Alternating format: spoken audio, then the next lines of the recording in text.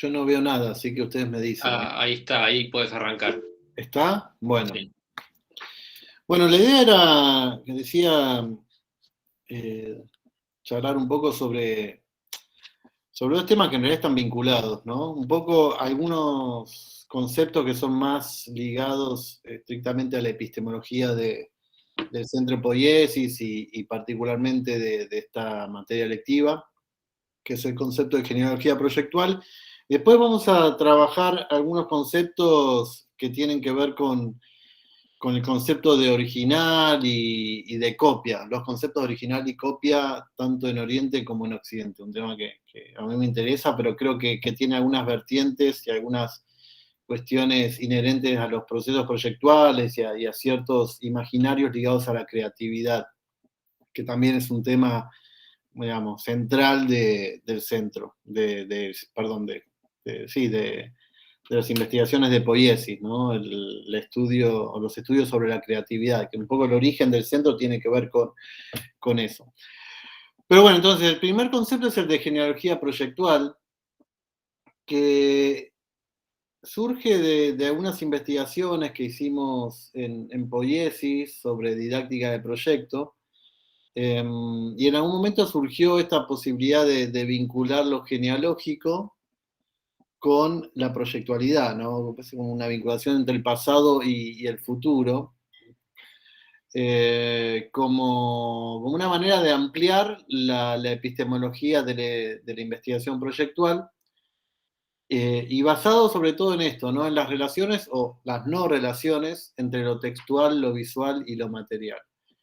El concepto de genealogía, así como lo entendemos en poiesis, proviene de las lecturas de Foucault. Foucault desarrolló este concepto, es más una metodología que un concepto, una metodología de estudio, de investigación histórica, pero que en realidad retoma el concepto genealógico ya desarrollado por Nietzsche allá por el 1870 aproximadamente, o sea, Foucault lo retoma 70, 80 años después, un poco más incluso, pero ya no solamente como un tema, como un concepto, sino como una metodología de estudio, de investigación, o sea, le da una estructura.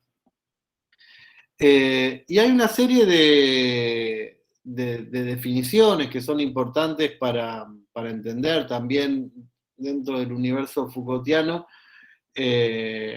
las implicancias que tienen en nuestras áreas de investigación, particularmente investigación proyectual. Van a ver que en varias de las charlas o van a surgir en los comentarios algunos conceptos, algunas definiciones, algunos términos como estos cuatro, además del de genealogía, ¿no? Uno muy importante es el de la biopolítica, es un concepto que desarrolla Foucault ya por los 70, y que además genera casi una escuela de filósofos detrás de eso.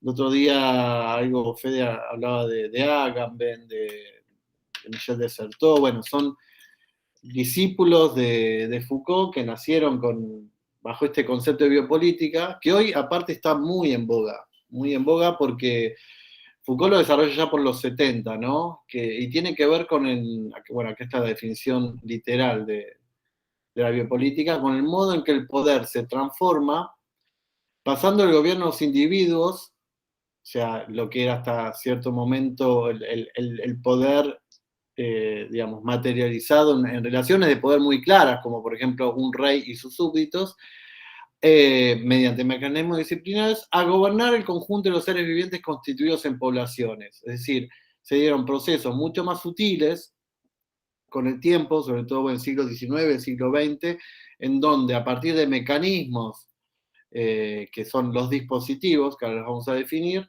se fue dando como un control de la población y que ya no necesariamente a partir de un individuo o un Estado, sino a través de un sistema de dispositivos que, como dice acá la definición, es un conjunto resueltamente heterogéneo que incluye discursos, instituciones, instalaciones arquitectónicas, decisiones reglamentarias, leyes, medidas administrativas, enunciados científicos, proposiciones filosóficas, morales, filantrópicas, brevemente lo dicho y también lo no dicho. Estas son definiciones de varios textos de Foucault, pero es interesante este concepto de dispositivos. Son como estos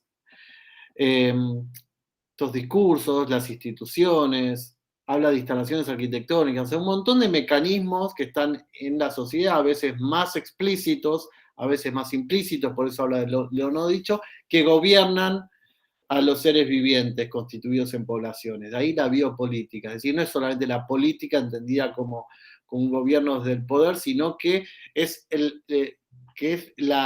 poder atravesado por todos los individuos a partir de esta serie de dispositivos. Nosotros particularmente en Poiesis trabajamos, obviamente por nuestra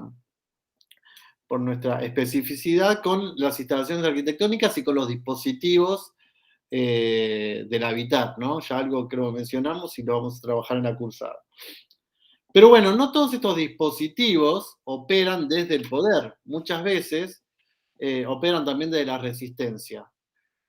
Y la resistencia, en Foucault, es la capacidad de todo sujeto de reaccionar de manera presente o virtual, de oponer una fuerza en sentido contrario a la acción que se ejerce sobre él, ¿no? Es como un principio de la física, que a toda acción, a todo vector de fuerza, surge una resistencia. Ahora, el tema es cómo surge esa resistencia, que en algún momento, quizás por cambios en los enunciados de la época, se transforma en hegemónica. Entonces, por eso los dispositivos que en algún momento son marginales, pasan a tener, en función de los cambios que se dan en los contextos, en las formaciones históricas, cambian ese sentido del vector como resistencia, y se transforman en un vector de poder. Por eso Foucault no habla del poder en términos, digamos, no le da una cualidad ni negativa ni positiva. El poder está presente, se ejerce y se da a partir de vectores de fuerza, de estrategias de poder, ¿no? Y algo importante y que es ineludible en nuestra disciplina, no me gusta mucho la palabra disciplina, nuestro saber, es la noción de espacio de Foucault y en la relación que se da con el poder. Foucault dice, la única historia de los poderes es una historia de los espacios a través de los cuales se muestra el poder.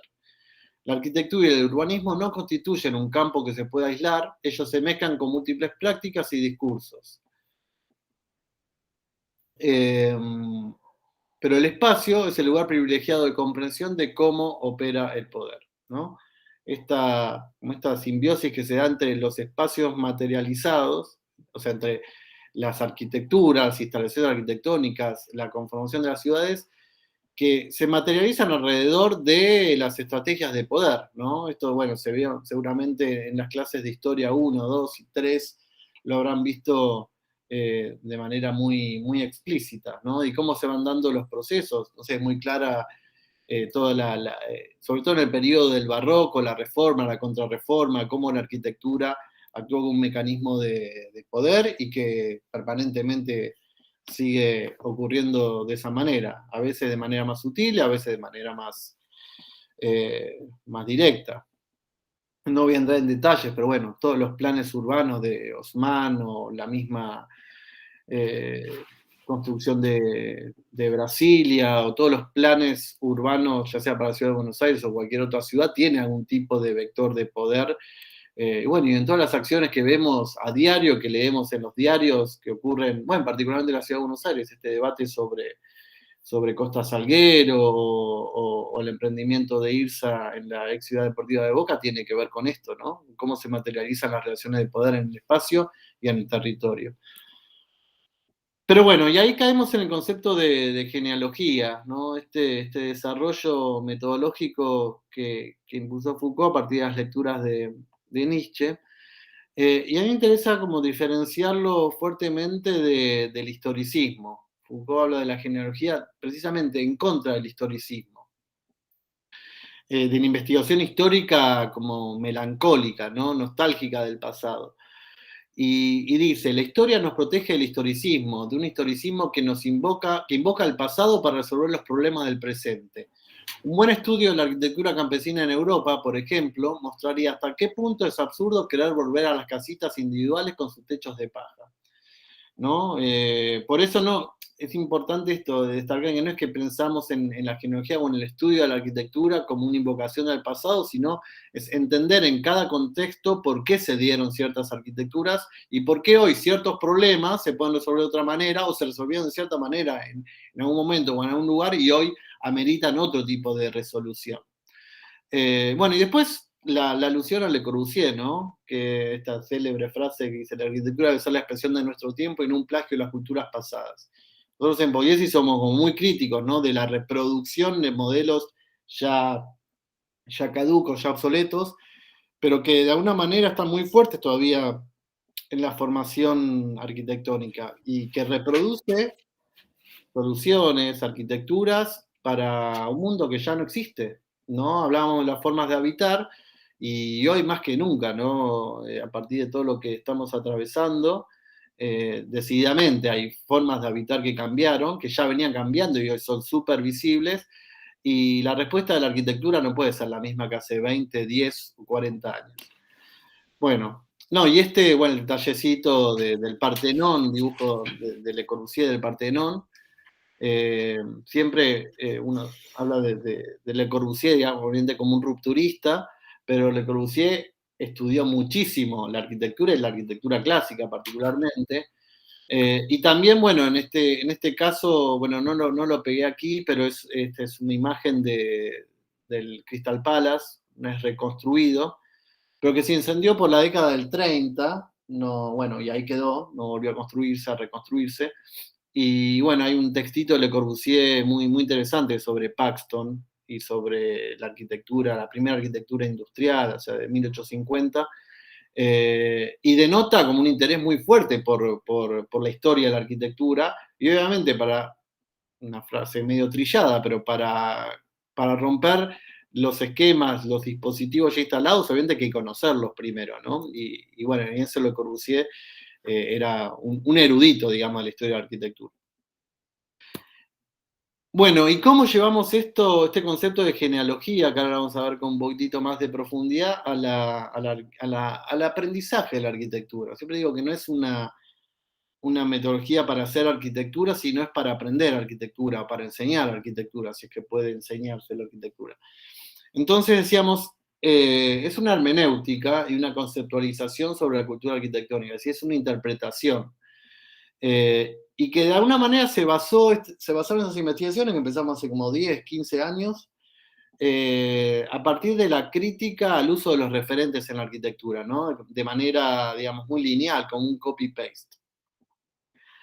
Y decíamos, esto es como un supuesto de base, ¿no? Entendemos al arquitecto como un intérprete, que además de resolver problemas, exponen ya no la verdad de las cosas, sino su subjetiva mirada de lo que lo rodea. Acá voy a resaltar el tema de la verdad porque es algo que va a surgir bastante, casi como un leitmotiv de la charla. Esta actitud hermenéutica, es decir, interpretativa, posibilita tender vínculos entre lo matérico y la sociedad. En ese sentido, partimos del supuesto que enuncia que desde el proyecto se pueden producir conocimientos, es como el supuesto básico de la investigación proyectual, entendiendo a estos como interpretaciones del real que la sociedad avala. O sea, siempre nos movemos en un contexto de la sociedad, no postulamos una arquitectura autónoma, sino una arquitectura más bien heterónoma, como parte de una sociedad y que problematiza los problemas de la sociedad. Bueno, y aquí un poco más descripto, esto lo voy a pasar rápido, pero tiene que ver con cómo se aplica la enseñanza de la arquitectura y esto que decía, la crítica de la toma de referentes de manera como poco estudiada o muy superficial. Y lo que nos interesa es como estudiar el hecho arquitectónico en un momento, en un lugar, y por qué se dieron ciertas arquitecturas y por qué no otras, ¿no? ¿Cuáles fueron los vectores de fuerzas o las estrategias de poder que hay detrás de cada una de esas arquitecturas? Por ejemplo, no sé, cuando estudiamos Chomer, Fede, yo, bueno, José, de una generación que se formó en los fines de los 90 con las revistas Croquis, o no había todavía tanta divulgación en Internet de la arquitectura, bueno, esas, eh, digamos, esas publicaciones venían de alguna manera a no digo que sea como una imposición, pero a mostrarnos ciertas arquitecturas que tenían que ver con el centro de Europa, con Estados Unidos, con el hemisferio norte, y bueno, fuimos aprendiendo, copiando mucho de eso, ¿no? Hoy quizás hay más diversidad, no están tan reducidas las publicaciones, un poco por la universalidad que propone Internet, pero siempre hay vectores de fuerza detrás de eso. La Arc Daily hoy también, de alguna manera, impone una agenda. Es como el zeitgeist arquitectónico también está quizás menos impuesto que antes, pero sigue estando presente. Y esto es importante, ¿no? Esto de que Foucault y en sintonía con Nietzsche decía que la genealogía se opone al despliegue metahistórico de las significaciones ideales. Esto es importante porque rompe con una idea platónica del nacimiento de los conceptos o de que existe un origen prístino, un origen eugenésico, ¿no? Un origen bien nacido de los conceptos. Lo que dicen Nietzsche y después Foucault es que los conceptos nacen en el barro, en la lucha, en la puja de intereses. Y esto ya es más literal, de un texto que es buenísimo de Nietzsche, perdón, de Foucault sobre Nietzsche, que se llama Nietzsche, la genealogía y la historia, y ahí describe un poco su postura respecto a la genealogía. Y esto es interesante porque tiene que ver con una manera de entender el mundo, como yo digo, a veces como con mala leche, ¿no? Quizás un poco paranoica, pero me parece que es la más sana y desconfiada. Dice Foucault, la genealogía es gris, es meticulosa y pacientemente documentalista. Trabaja sobre sendas embrolladas, garabateadas, muchas veces reescritas. Paul Ré era un filósofo que era amigo de Foucault, en realidad. Se equivoca como los ingleses, como toda la epistemología francesa, al describir las génesis lineales, al ordenar, por ejemplo, con la única preocupación de la utilidad toda la historia de la moral, ¿no? Como en términos de verdadero y falso, como si las palabras hubiesen guardado su sentido, los deseos su dirección, las ideas su lógica, como si este mundo de cosas dichas y queridas no hubiese conocido de invasiones, luchas, rapiñas, disfraces, trampas. De aquí se deriva para la genealogía una tarea indispensable, percibir la singularidad de los sucesos, esto es fundamental, fuera de toda finalidad monótona, encontrarlos allí donde menos se espera y en aquello que pasa desapercibido por no tener nada de historia, los sentimientos, el amor, la conciencia, los instintos. Captar su retorno, pero en absoluto para trazar la curva lenta de una evolución. Esto es importante resaltar. No habla Foucault en términos evolucionistas, no es que algo del pasado es de menor valor que algo del presente, ¿no? Y en el arte eso está clarísimo, ¿no? No hay una evolución. Aunque obviamente hay teorías evolucionistas. Decía, acatar su retorno, pero en absoluto para trazar la curva lenta de una evolución, sino para reencontrar las diferentes escenas en las que han jugado diferentes papeles. Es decir, cada situación se analiza en un contexto. Definir incluso el punto de su ausencia, el momento en el que no han tenido lugar. Y acá dice medio un chiste, Platón en Siracusa no se convirtió en Mahoma. Entonces, para abrir un paréntesis mucho más amplio, pues ustedes saben que Platón en algún momento fue una especie de, ¿cómo llamarlo? Casi como un Durán Barba o un asesor político, una opereta político de tiranos de la época y fue llamado en un par de ocasiones por el tirano. El tirano en ese momento era también una forma de gobernar, ¿no?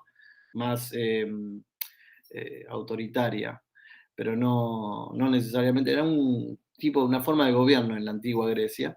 Y bueno, y fue asesor del tirano de Siracusa y casi lo matan, ¿no? Por pretender, a partir de sus ideas platónicas, valga la redundancia, que ligadas, por ejemplo, a lo que él planteaba en la República y demás, y que rápidamente en el barro de la realidad se hicieron añicos y casi lo matan por imponer ciertas ideas abstractas, prístinas. Por eso es interesante como de esta dualidad que plantea Foucault, que es absolutamente antimetafísico y antiplatónico. Y por último, dice, la genealogía no se opone a la historia como la visión del águila y profunda del filósofo en relación a la mirada escritora del sabio. Se opone, por el contrario, al despliegue metahistórico de las implicaciones ideales, un poco lo que decíamos recién, y los indefinidos teleológicos. se opone a la búsqueda del origen. Es decir, con la genealogía no buscamos el origen, buscamos en todo caso el comienzo, pero no el origen, ¿no?, de los conceptos. Y bueno, y para entender también todas estas lógicas, nos basamos en otras lecturas de Foucault, sobre todo en aquel célebre texto del año 67, de Las palabras y las cosas, en donde justamente plantea el problema de la representación y que en la arquitectura es muy, muy fuerte también, ¿no? Que nosotros trabajamos con el mundo de las cosas, de la materialidad, pero al mismo tiempo atravesados por lo discursivo. Entonces plantea como esta dualidad que lo grafica con los cuadros de Magritte, ¿no? En el que Magritte precisamente juega con la representación y la no representación de la palabra y la cosa, ¿no? Con esto que no necesariamente hay una relación lineal entre el texto y el dibujo, entre el hablar y el ver, entre los enunciados y las visibilidades. Nosotros trabajamos con enunciados, pero particularmente con visibilidades, ¿no? Pero una investigación lleva un contexto de enunciación.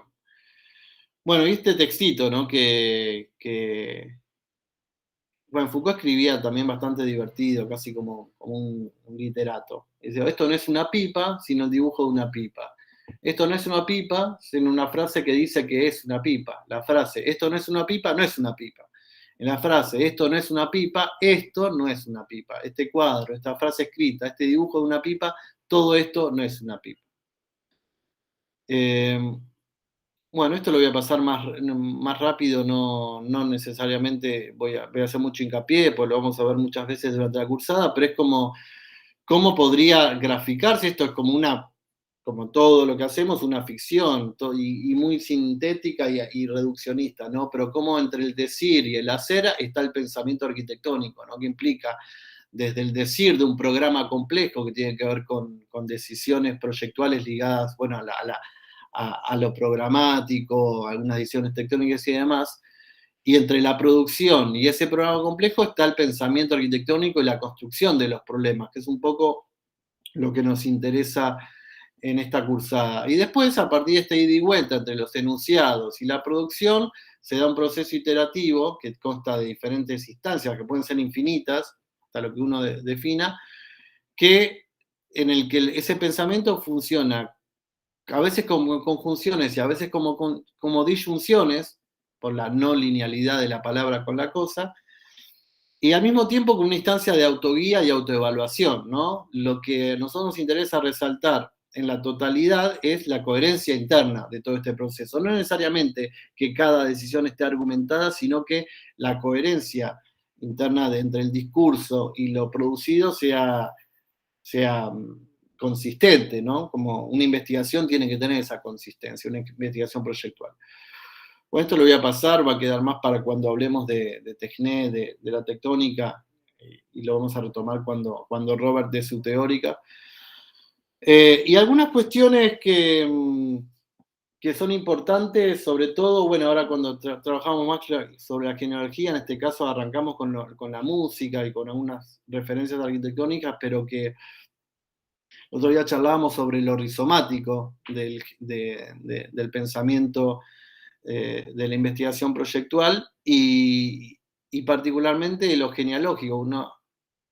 Esto es como un chiste, ¿no? No es un árbol genealógico, sino un rizoma genealógico, porque las relaciones que se dan entre las referencias, las influencias, que algunas son más directas, otras son hasta a veces más anecdóticas, que tienen que ver con estar en un momento y en un lugar y conocer a alguien que lo influencia, pero que se dan con este tipo de mapeos, ¿no? Donde, bueno, acá no puedo hacer zoom, pero donde, así, donde se dan, por ejemplo, contextos políticos, contextos sociales, contextos disciplinares, arquitectónicos, extradisciplinares, acontecimientos que van generando las bifurcaciones en el camino y con el cual uno puede entender cierto ADN en arquitecturas o en las músicas, pero que en realidad ese ADN está totalmente, no es un ADN genético, puramente genético, sino que es genealógico, es decir, está atravesado por todas las relaciones de poder y los acontecimientos que se dan en la historia y y en los diferentes lugares del mundo. Puede darse hoy hablamos como, el martes pasado hablamos de los diferentes zeitgeist que hay en este zeitgeist, ¿no? Y bueno, lo interesante es encontrar las relaciones. Bueno, y ahora voy a entrar en la segunda parte. Esto como una introducción, ¿no? Que vamos a ir retomando seguramente a lo largo de la cursada, cuando hablemos de lo genealógico. Pero en función de todo esto, yo hace un tiempo me puse a leer algunos autores como para profundizar algunos aspectos que tienen que ver con esta de la búsqueda del original. Tengo como cierta obsesión con esto del copyright, de la autoría, de la asignatura, ¿no? Foucault diferencia la asignatura de la autoría, ¿no? Yo creo que de alguna manera la arquitectura y el mundo en general va a una construcción colectiva de las cosas y no a una autoría individual. Y bueno, me puse a leer algunos autores y uno que me interesó mucho es Byung-Chul Han, un autor coreano, un filósofo coreano, que ahora se tomó notoriedad el año pasado porque salió a escribir algunos temas sobre la pandemia y tuvo un debate con Zizek que fue bastante interesante. Pero bueno, tiene un texto, un librito, que habla sobre el concepto de copia de original y de la estrategia y verdad en Oriente, de concepto de verdad en Oriente y en Occidente. Y arranca hablando de Hegel.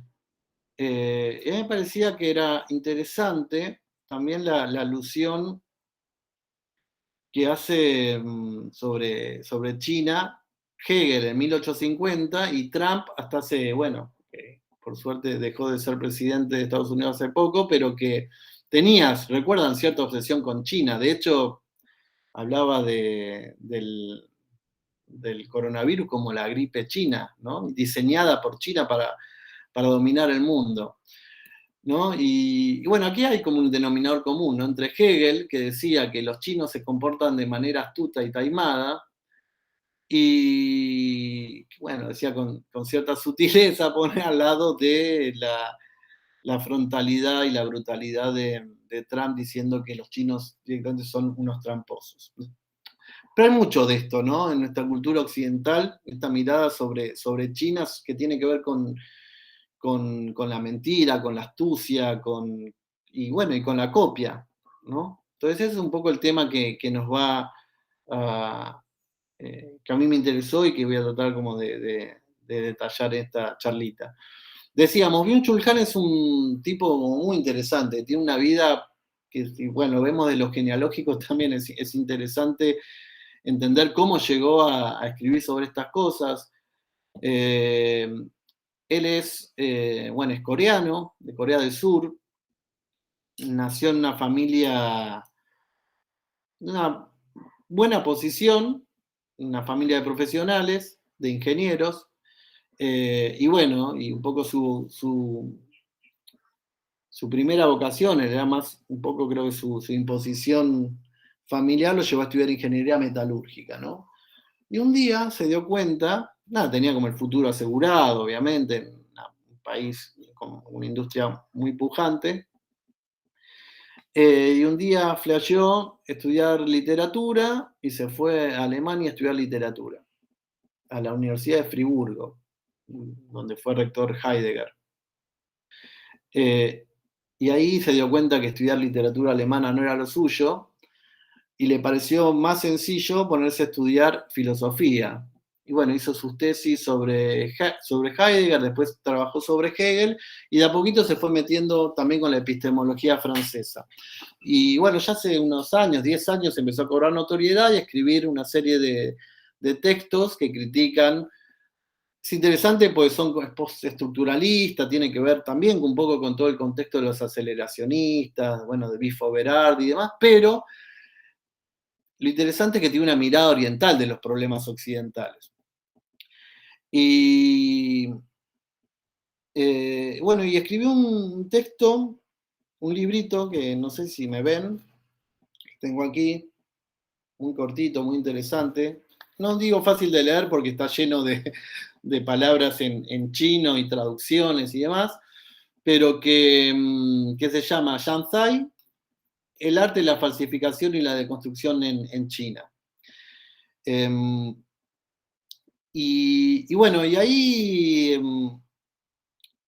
Byung-Chul Han hace una especie de, como de comparación, o más que nada una descripción de algunos conceptos chinos que tienen que ver con el arte, pero sobre todo con la manera de entender el mundo, de la cosmovisión china, que choca bastante con algunas concepciones que tenemos en Occidente, pero que a mí lo que me interesa es como ir bien, como tirar bien al fleje para, a partir de esa, como de esos polos de opuestos, entender o repensar algunas cuestiones nuestras. Yo con esto no quiero poner ni en valor lo chino ni en desmedro de lo occidental, pero bueno, cuando uno tensa algunas relaciones aparecen algunas cosas interesantes, ¿no? Eh, pero bueno, el primer concepto que desarrolla en este libro Han es el de Quan. Quan, cuando uno lo busca en cualquier diccionario, aparece traducido como derecho, ¿no? Derecho en términos como jurídicos, ¿no? Y en realidad es mucho más que eso. El Quan, vamos a ir pasando, tiene que ver con una manera de entender la verdad, por eso hablan del derecho como una verdad, pero no como una verdad absoluta, sino más bien como una estrategia. Y aquí voy a señalar como algunas diferencias que son necesarias entender para poder seguir avanzando. Quizás estoy siendo muy sintético y muy reduccionista en esta comparación, pero bueno, por eso fuerzo un poco los conceptos para que salgan algunas cosas.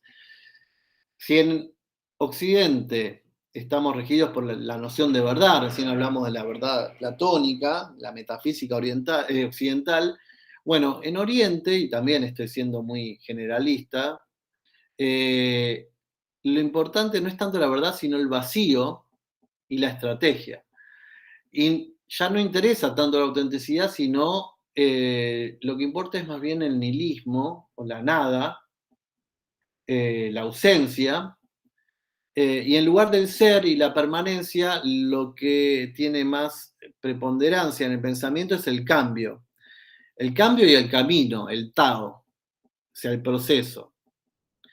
No se habla tanto de creación como una creación, una innovación, una novedad, algo original, sino como se habla de construcción, o sea, de transformación progresiva de las cosas, no como de 0 a 1, sino todo lo que se da en el medio. Y esto que decíamos, no existe la sacralización del original, ¿no? Así como no se valora tanto el acontecimiento, sino mucho más la continuidad. Por eso todo el tema de las dinastías, ¿no? Y como de los cambios muy lentos que se fueron dando en la historia de China, quizás no tanto en los últimos años. Pero, bueno, algunas cuestiones, ¿no? El pensamiento chino resulta hiperpragmático, ¿no? No rastrea, por eso ligado a la genealogía, no rastrea el ser o el origen, sino las constelaciones cambiantes de las cosas. Le interesa el cambio, cómo cambian las cosas. Se trata de reconocer el transcurrir mutable de las cosas para acceder a él en función de la situación y sacar provecho. Piensen también en las artes marciales, ¿no? En el judo, esto de aprovecharse de una situación y sacar provecho, como de la fuerza del adversario para con eso voltearlo. Y acá una definición que encontré que es quizás más pertinente de Quan, que es la capacidad de adaptarse a situaciones variables y beneficiarse de ellas, ¿no? Lo que se valora en el mundo oriental es eso, es la capacidad de adaptarse a situaciones variables y a partir de eso generar ese continuo y, o sea, esa capacidad de adaptación permanente al cambio, o sea, fluir con ese cambio. No lo estático, no la estancia, el ser como permanente, sino el cambio. Bueno, y algunos otros conceptos que son importantes porque, por ejemplo, la palabra Xi, Z-H-I, que aparece traducida como sabiduría y conocimiento, no es como la sofía o la episteme occidental. No es solamente eso, por lo menos, porque también incorpora la astucia, la destreza táctica, el proceder estratégico, o sea, un pensamiento que, visto quizás desde occidental, puede resultar hasta engañoso, que no va en búsqueda de una verdad absoluta, sino que lo que interesa es el camino para llegar a algo. Bueno, y ahí esta conjunción que se da entre dos palabras, Quan, que decíamos recién que es la capacidad de adaptarse, y Li. Quan Li es el poder, pero no como posesión subjetiva, sino como capacidad de aprovechar una situación o coyuntura. En ese sentido es recontra Foucaultiano el concepto de Quan Li, ¿no? Esta frase también medio brillada de Foucault, que el poder no se tiene, sino que se ejerce, bueno, tiene que ver con esto, con la capacidad de aprovecharlo, no tanto de tenerlo. Entonces, la concepción china del conocimiento se distingue de la idea occidental de verdad inmutable y durable. La relatividad y la situación del Quan la deconstruye. El pensamiento chino sustituye el peso del ser, o sea, de la esencia, por la gravitación de la situación. O sea, lo que importa es lo que pasa, no lo que es. Bueno, ese es el primer concepto que trabajamos, el de Quan. El segundo concepto es el de Zhenxi, o como se pronuncia, la verdad que no sé bien cómo se pronuncia. Pero bueno, el Zhenxi es, la traducción literal es el original, pero bueno, ya sabemos, como decíamos recién, no importa el original en China, sino que lo que importa es la huella verdadera. Y ahí en el libro habla como de cómo se va conformando la huella en un camino, ¿no? Y lo importante es ir, digamos, pisándola y conformándola cada vez más, de manera más fuerte, pero que es una sucesión de pasos y que no se hace de una vez, sino de muchas veces que se va transitando. Por eso lo que plantean es que no existe una creación única, sino un proceso infinito. No es identitaria, sino que la construcción se da de manera incesante, como una transformación incesante. La huella no parte de una subjetividad artística, sino que se va borrando en favor del proceso, se va transformando hasta que en algún momento la huella original desaparece, quedó ahí, y lo que importa es digamos, el tránsito y el cambio que se va dando en ese fluir de la huella. O sea, lo que importa es cómo se va construyendo ese camino. La obra de arte china está en permanente cambio, siempre en construcción. Bueno, y volviendo como esta, a veces falsa dicotomía, ¿no? Por eso estoy siendo como un poco forzado en la comparación, pero esto en Occidente lo que empieza a ser, en Oriente el proceso, en Occidente lo uniforme, en Oriente lo poliforme, y en Occidente lo único en desmedro de lo heterogéneo, que está más puesto en valor en Oriente. Obviamente que esto no es absolutamente así, pero bueno, decía para forzar algunas cuestiones. ¿Y cómo se valora la producción o el arte, en este caso, en China? Dice Byung-Chul Han que cuanto más grande es el maestro, más vacía es su obra y más abierta a llenarse constantemente de nuevos significados. O sea, cuanto más polisémica o cuanto más completable es la obra, más valor tiene en el mundo chino. El origen es una construcción posterior. Bueno, y aquí hay algunas cuestiones como para ver que esto que decía, que es un tanto forzado esta dualidad entre Oriente y Occidente, porque obviamente que hay intercambios permanentes, y un buen ejemplo es este, ¿no? A la izquierda vemos una obra de un artista japonés muy, muy conocido que es Hiroshige, que, bueno, una de sus obras más célebres es el puente de Okashi. Bueno, que ven que tienen como unas inscripciones arriba, ya nos vamos a referir a eso. El cuadro que ven a la derecha es de Van Gogh, de Vincent Van Gogh, que allá por fines del 1800 estuvo muy influenciado, siempre fue como muy digamos, muy estudioso sobre todo de la pintura japonesa. Y bueno, hice como esta especie de copia, que no es exactamente una copia, porque realmente difiere en cuanto a la técnica, difiere en muchísimas cuestiones, pero es interesante ver cómo aparece como esta relación y esta especie de alabanza de algunos autores occidentales sobre el arte oriental, ¿no? Que no era por eso no era tan forzada esa dualidad. Pero lo interesante es cómo también se constituye el aprendizaje y cuál es el efecto de la copia, de ir copiando una técnica y en este caso como un cuadro. En Oriente se valora mucho, o sea, el proceso de aprendizaje se da a partir de la copia y cuanto mejor es la copia, más respeto existe por ese maestro, ¿no? Por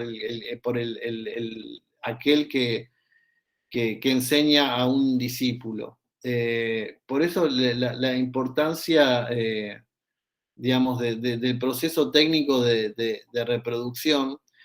Pero como decía, esto también se dio en Occidente en muchos momentos. Y vuelvo al impresionismo, al postimpresionismo. Este es un cuadro muy célebre de Manet, la Olimpia de Manet. Y en ese momento, incluso en el mismo círculo de artistas se copiaban, pero como una señal no había una idea de falsificación, sino que había, de hecho, casi como una alabanza, un homenaje a ese otro artista, y es el caso de Gauguin, que copia a Manet, casi como un homenaje. Y de estos hay infinidad de casos. De hecho, Cézanne después copia a Gauguin, unos años después. Ya con otro, ya no es una copia, ya no hablaría de copia, es como un cuadro bastante diferente, pero que obviamente está influenciado y era explícita esa influencia. De hecho, creo que está bautizado con el mismo nombre.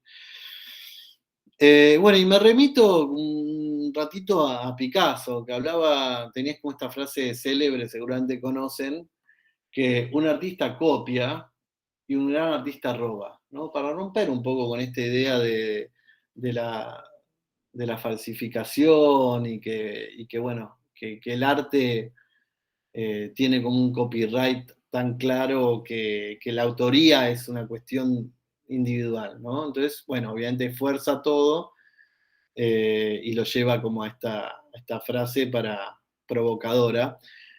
Y bueno, y sumé esta otra frase porque tiene que ver con esto, con la dualidad, o a veces con esta falsa dicotomía entre verdad y mentira en el arte. Y particularmente Picasso decía que el arte es la mentira que nos permite comprender la verdad, ¿no? Eh, bueno, y durante el siglo XX también se dan un montón de casos, sobre todo, bueno, a partir de la reproductibilidad técnica y todos los medios técnicos que van surgiendo para reproducir, sobre todo, bueno, imágenes, sonidos y demás, ¿no? Y eso aflora muy fuertemente con el arte pop en los 60. Este, bueno, es un célebre cuadro de Roy Lichtenstein, que allá por los 60 digamos, se enfocó en ciertos elementos de la cultura popular, como por ejemplo los cómics, los cambió de escala, les dio quizás otro sentido. Este es el cómic original de la DC, que después termina reproduciendo Lichtenstein, y estos son algunos de los dibujos de Lichtenstein con los que después hace este cuadro. Pero bueno, a partir de ese momento se empieza, y ya unos años antes, ¿no? Walter Benjamin escribía sobre la era de la reproductibilidad técnica, y cómo seguramente el arte iba a ir mutando a algo que no necesariamente estaba ligado a una técnica o un hacer manual. Bueno, en el arte pop esto se ve, pero bueno, cuando estas obras, y bueno, ni hablar Andy Warhol, porque Andy Warhol hasta ni siquiera, en muchos casos, pintaba, digamos, sino que elegía ciertos medios mecánicos de reproducción en donde ya no había una acción directa. Bueno, en el caso de Lichtenstein todavía había una acción directa, pero bueno, inevitablemente estaba el tema de si era arte, si no, si era una copia, si era simplemente un cambio de escala. Pero bueno, hubo un debate. Hoy ya eso no es objeto de debate, pero cuando surgieron digamos, estos artistas, era un tema en Occidente. En Oriente, obviamente, esto nunca fue puesto en cuestión. Bueno, y esto no solamente pasa en, la, en el arte pictórico o en la arquitectura, lo podemos ver en la música. Yo quiero un poco también desmistificar el tema de la copia, de las influencias. Bueno, a la derecha seguramente los conocen, aparecen en los Beatles, y los de la izquierda quizás no son tan conocidos, pero fueron muy capos también, los Shakers, nacidos en Montevideo, que de alguna manera dieron origen al rock rioplatense, pero que en un principio tienen unas obras increíbles, los Shakers, los hermanos Fatoruso, los músicos de puta madre, pero que originalmente en los primeros años tocaban temas en inglés, algunos muy conocidos, de su autoría, y otros directamente hacían covers de los Beatles y otras bandas inglesas de ese momento.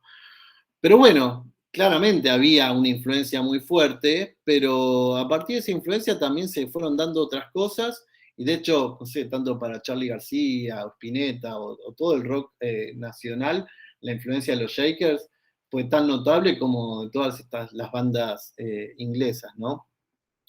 Pero en esos años, como todas estas relaciones que se daban, no estaban tan fuertemente marcadas por el copyright o por la copia o digamos, no había una visión negativa, sino todo lo contrario. Acá hay una imagen, por ejemplo, de Jimi Hendrix tocando en el año 67 en Londres, y los Beatles mirándolo, ¿no? Este es un concierto que se dio 4 días o 3 días después de que saliera Sgt. Pepper, el disco de los Beatles del año 67. Y el irrespetuoso de Jimi Hendrix abrió el recital tocando Sgt. Pepper, el tema Sgt. Pepper del disco homónimo. En tan solo 3 días se la aprendió, le dio su carácter, la tocó a su manera, como un homenaje, ¿no? Como lo que veíamos recién de Van Gogh sobre Hiroshige. Obviamente los Beatles no podían creer, pero bueno, eran momentos donde estaba visto de otra manera, no necesariamente había una cuestión tan mal vista. Y hoy, quizás estamos en otra instancia, yo creo que también por muchas influencias que tienen que ver con el capitalismo, con la lógica capitalista de la industria, pero bueno, seguramente conocen la historia bueno, bien de Led Zeppelin arriba y de esta banda Greta Van Fleet, que ahí sí, casi literalmente son una copia de Led Zeppelin, pero que les va muy bien, como reproduciendo el mismo estilo 40, 50 años después. Y después se dan otras cuestiones interesantes, pero que tienen que ver con esta mirada tan, digamos, con el peso que hay sobre el original y sobre la copia en Occidente. Ustedes saben que hay una historia muy, muy interesante sobre un tema que compusieron los Hollies, que son los de arriba, una banda de los 60, 70 inglesa, que, bueno, en los 90 Radiohead tocó, bueno, concibieron un tema que es hipergitazo, que es Creep, y que los Hollies le hicieron juicio y se lo ganaron por plagio. Lo paradójico es que unos años después, Lana del Rey, esto es de hace poquitos años, también sacó un tema muy parecido a Creep y Radiohead les ganó el juicio por plagio. O sea, muy loco como el ladrón que le roba a otro ladrón, pero eso es yo creo que en los 60 no hubiera pasado. Eso fue cómo se fue transformando el concepto de autoría, y después todo el aparato judicial, ¿no? Como para instalar casi como una industria del plagio. Y buscando un poco, no sé si está Juani presente, que es el otro etimólogo de poiesis, pero me llamó la atención el origen de la palabra plagio, la etimología de plagio, que procede del latín tardío, plagium, que implica la acción de robar esclavos. y este de griego plagios, que quiere decir oblicuo o engañoso, ¿no? Como que todo tiene que ver con todo. Cuando estamos hablando de la falsificación y el engaño del arte oriental, ¿no? Y el mayor plagiador y uno de los más grandes artistas que creo que dio este país, que es Cerati, que en su disco Bocanada directamente lo hizo explícito en algún momento, sampleó temas de otras bandas, alguna banda de los 60, de Spencer Davis Group y otras más, y con eso hizo la obra de arte fantástica que es este disco del año 92 o 93 por ahí, de Cerati. Y no había ningún problema, no hay ningún problema. De hecho, esa manera de crear mediante fragmentos y demás tiene que ver mucho con lo que estamos mencionando del arte oriental. Bueno, volviendo a los chinos, ¿no? Decíamos recién el proceso de aprendizaje. Para el pensamiento chino, la copia es un fundamental para el aprendizaje y además es una señal de respeto y alabanza. La falsificación es un reconocimiento y tiene el mismo o más valor que el original. Estas ya son citas del libro. Cuando un falsificador toma prestado un cuadro de una colección y al devolverlo no entrega el original sino una copia, no estamos ante un engaño, sino ante un acto de justicia. La regla del juego reza aquí: cada uno tiene el cuadro que se merece. No es la capacidad adquisitiva, sino el conocimiento de lo que legitima la posesión de un cuadro. Se trata de una insólita práctica de la China antigua a la que la especulación contemporánea en el mundo del arte vendría a poner fin. Yo creo que esta visión medio revolucionaria de la copia es lo que más me interesa de todo esto que plantea Byung-Chul Han. Porque de alguna manera es cierto, rompe con un esquema de especulación en torno al arte, y de hecho hay un montón de casos que se han dado de esta manera. La idea original está estrechamente entrelazada con la de verdad, y acá creo que es lo más interesante también para poner digamos, en crítica o para conceptualizar y para tener en cuenta a lo largo de la cursada. La verdad es una técnica cultural que atenta contra el cambio por medio de la exclusión y la trascendencia. Los chinos aplican otra técnica cultural que opera con la inclusión y la inmanencia. Solo en el terreno de esta última es posible relacionarse con las copias y las reproducciones de manera libre y productiva, ¿no? Una especie de la salada del arte. Bueno, y otro concepto que desarrolla Byung-Chul Han es el de Xian. ¿Se acuerdan que recién veíamos en el cuadro de Hiroshige como unos sellos, ¿no? El Xian es el sello, es la obra de los expertos. Vieron seguramente algunos de estos grabados en alguna muestra, en algún museo, en el que aparecen un texto y también como estos sellos, estos grabados, y que tienen que ver con esto que decíamos antes, ¿no? Que la obra queda abierta a la intervención y es una construcción colectiva, no tiene final. Cada uno de estos grabados es algún tipo de información que se va cargando y que obviamente queda espacio en la obra como para seguir sumándolos. No queda cerrada, es una obra incompleta. Y fíjense, a diferencia de, perdón, de Occidente, donde vemos, bueno, este es un cuadro renacentista de Van Eyck, que se llama el doble retrato de Arnolfini. Bueno, un cuadro típicamente renacentista, con un centro, con bueno, un orden, una armonía. Pero fíjense que si uno hace zoom, o sea, un cuadro muy cerrado en sí mismo, pero fíjense que el sello que está impuesto ahí, si uno hace zoom, no es otra cosa que impuesto en el centro, ¿no? El centro de la imagen es un espejo donde se retrata, se autorretrata de alguna manera Van Eyck, mostrándose como el verdadero autor de la obra. Lo más importante de la obra es él y no los Arnolfini. Y por si fuera poco, la firma puesta allí arriba, aquí dice Johannes Van Eyck fuit ik, o sea, estuvo aquí, y bueno, y el año no llego a ver, pero es el 1500 y pico, ¿no? Fíjese la diferencia, ¿no? En una obra no solamente cerrada, sino que absolutamente individualizada, con una autoría y con asignatura recontra reforzada, ¿no?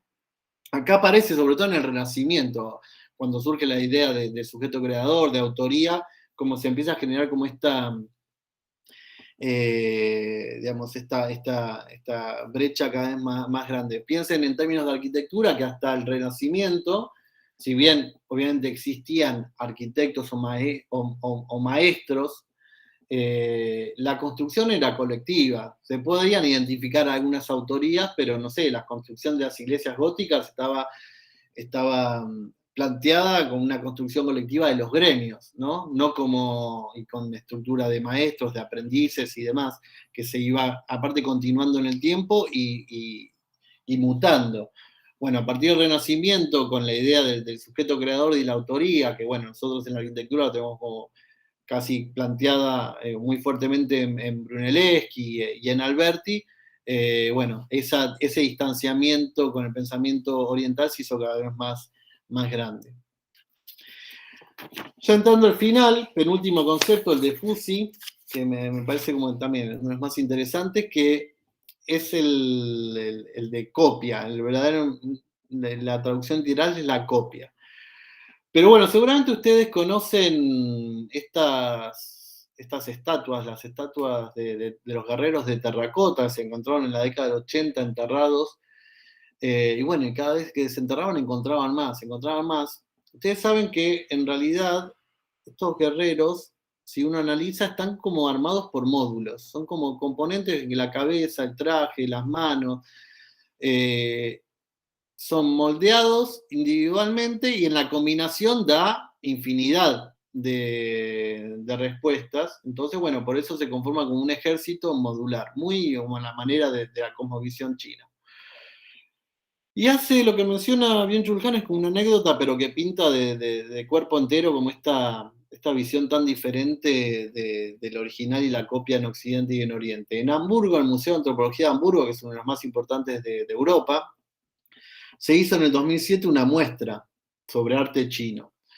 Y bueno, tuvieron la idea de traer desde China una cantidad X de estatuas de guerreros de terracota. Bueno, las pidieron en la embajada, hicieron todos los trámites, y los chinos mandaron las estatuas. Evidentemente, bueno, hubo algún tipo de intercambio, una visita a los alemanes a China, las eligieron y demás.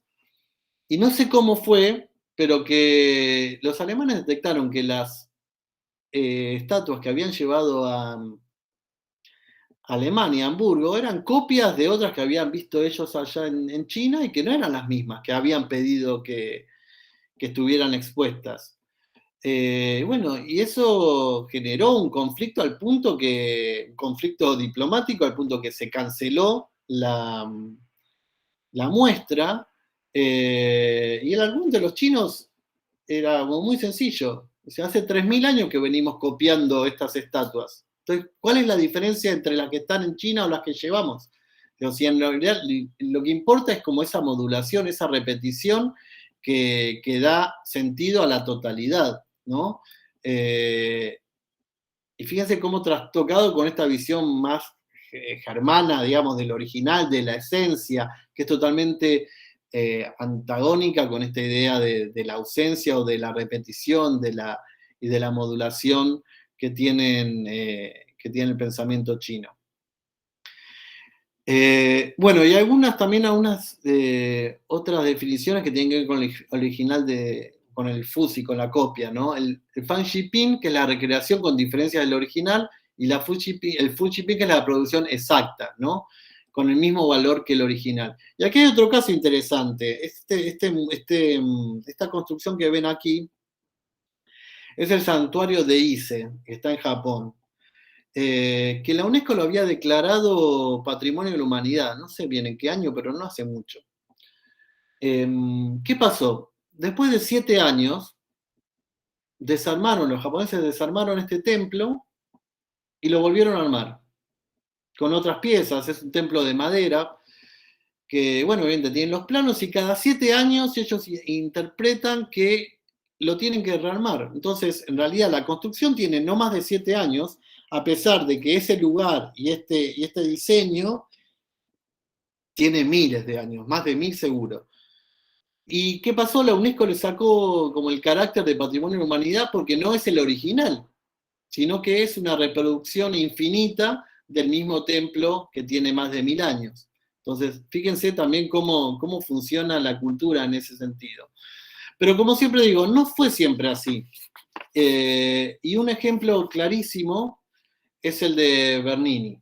Bernini, quizás el escultor más grande de todos los tiempos, no sé, ahí con Miguel Ángel, eh,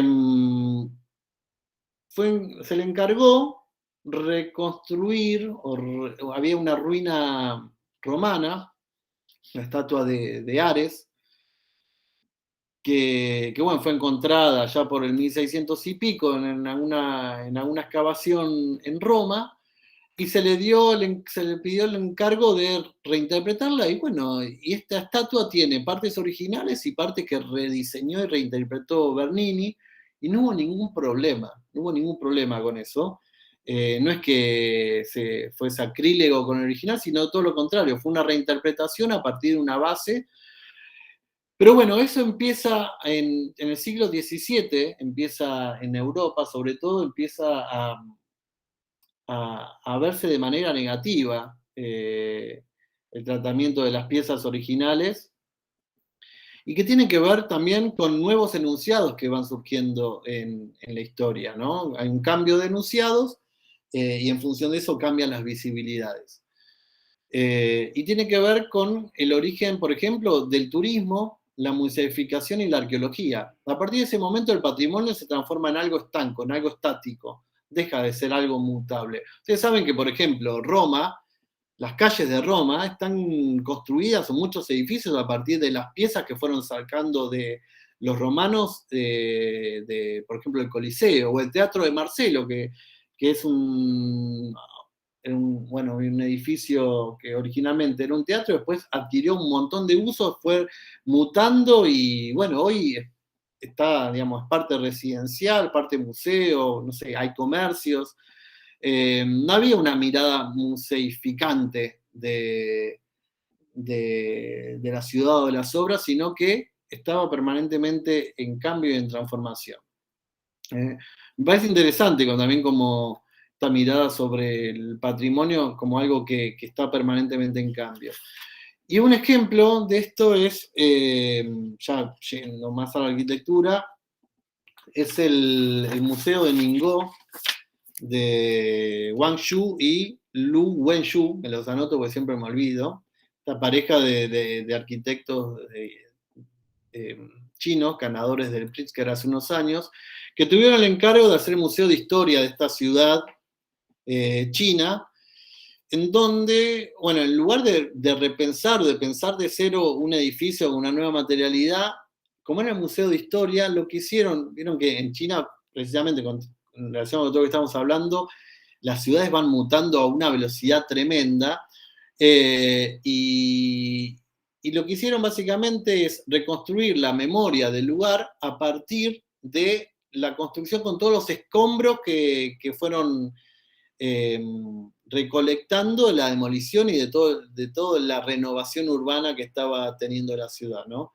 Y con un trabajo tectónico que evoca, digamos, todo el proceso, digamos, cultural de construcción de esa ciudad, cuyo museo de historia de alguna manera está constituido en función de la sumatoria de los escombros que dieron, bueno, origen a esa ciudad, ¿no? Como un tratamiento diferente respecto al patrimonio, aparte pensando que es el museo de historia de la ciudad.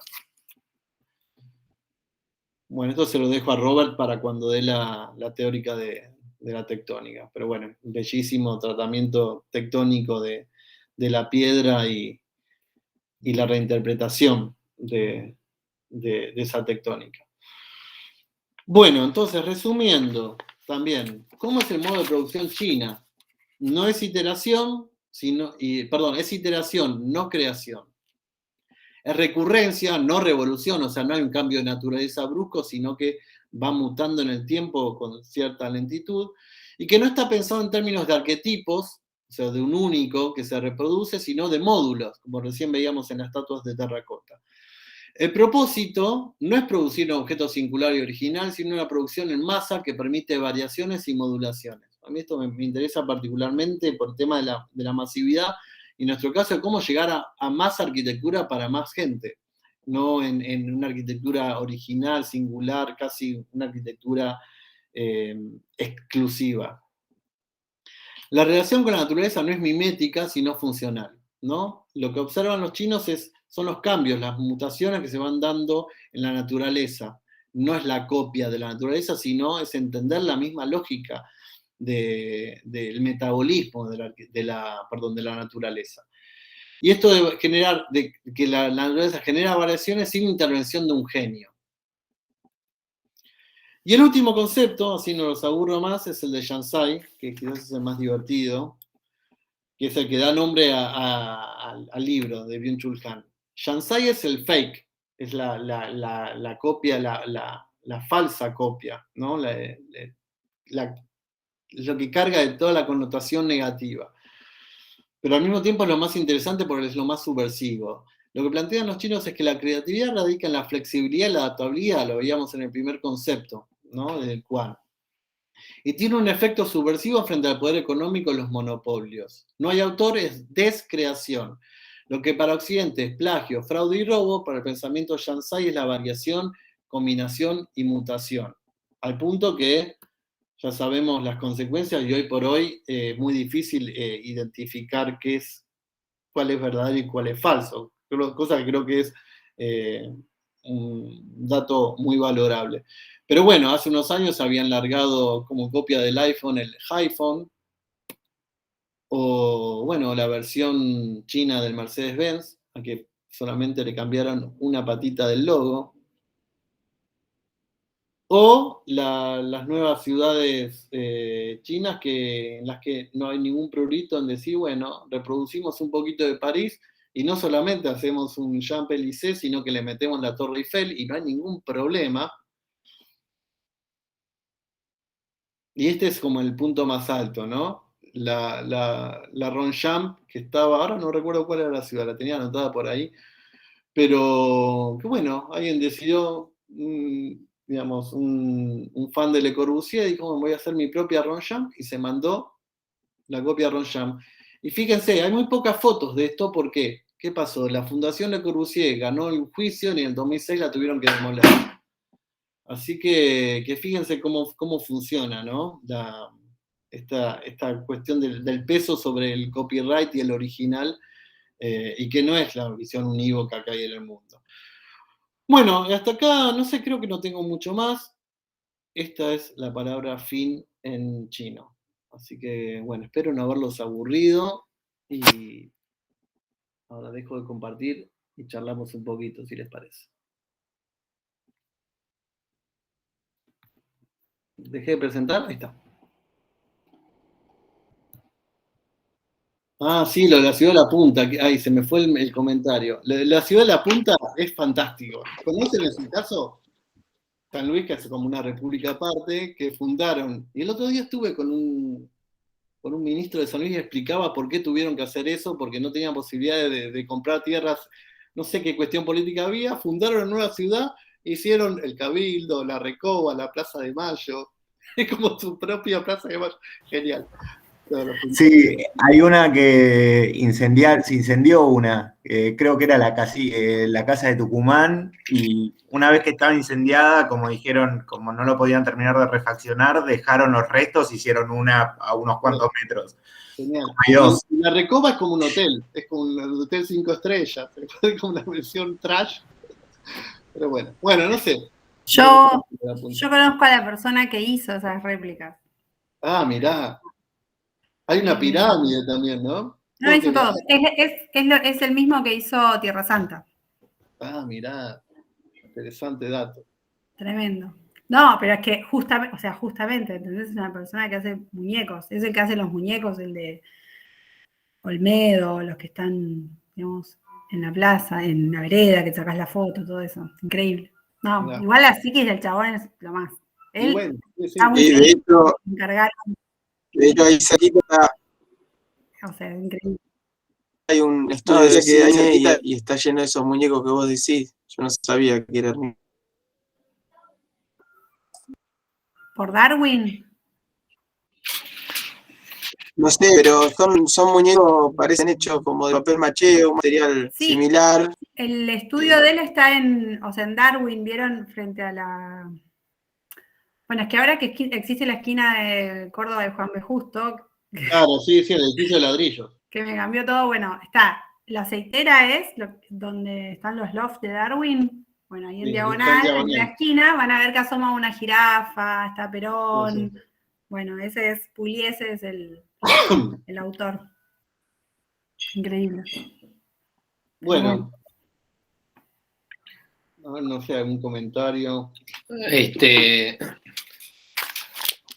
Yo tengo algunas cosas que, mientras alguno se va animando por ahí, se me ocurren como algunas cuestiones. Porque me parece que, pienso que creo que alguna vez, creo que lo hemos charlado, digamos, todos estos conceptos a mí me resultan fascinantes, digamos. Tal vez, digamos, no aplican de la misma manera para bienes, digamos, de consumo masivo, como puede ser un celular. No, bueno, vos lo distinguiste bien, digamos, en el caso del Shansai, creo que era el fake, a bienes de consumo cultural, ¿no?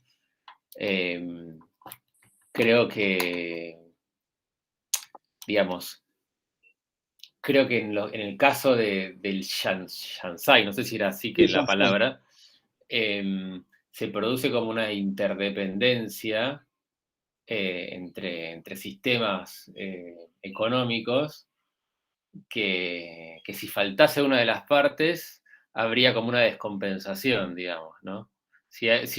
Digamos, si no estuviese la parte, digamos, si no hubiese un capitalismo fuerte, digamos, el Shansai no funcionaría, digamos, esa es como no, funciona como resistencia. Claro, tiene como, en ese punto hay como una suerte de parasitismo, digamos.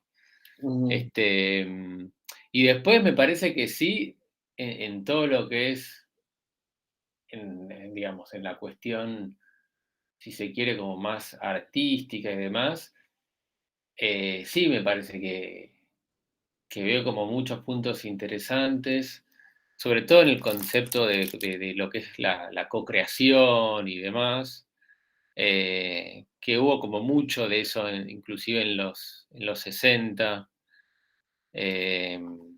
¿no? Con esta idea del arte colectivo, de romper con la idea de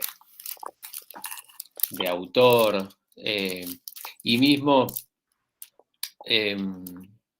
con toda esta nueva, digamos, idea de filosofías o de ontologías planas, ¿no? que tratan de romper con el correlacionismo, con esta idea de sujeto fuerte, digamos, ¿no? Sujeto como en la cúspide de la pirámide y demás. Me parece que sí está relacionado con esta idea